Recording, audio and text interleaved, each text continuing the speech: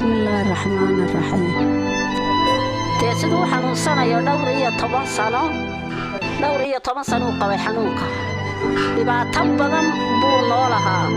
هذه آد وحويان محاكو إلى حنوكيسو مدحو بدنيهي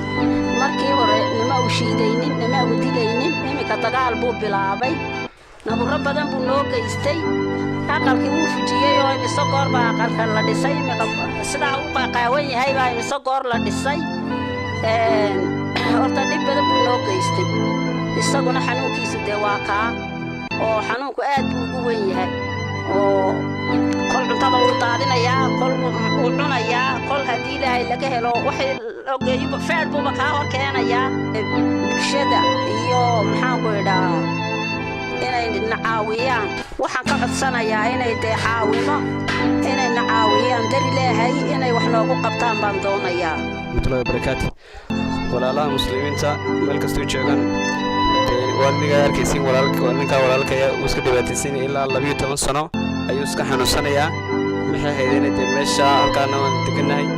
dhibaato fara badan maxay haydeen uu qabaayo dee maxay haydeen maraw hooyadii dilo maraw anigii dilo intaasoo dhan wuu xanuunsanayaa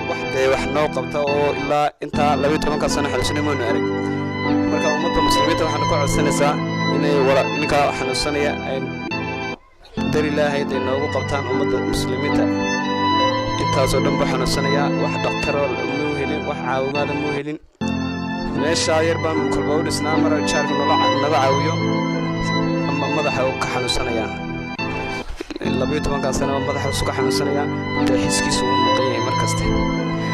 marka ka sii darasay uu ka sii xanuunsanayaa mar dharku iska bixinayaa mar dadku dilayaa mar hooyadii uu dilayaa marka cuntada loo keenay hooyadii dilayaa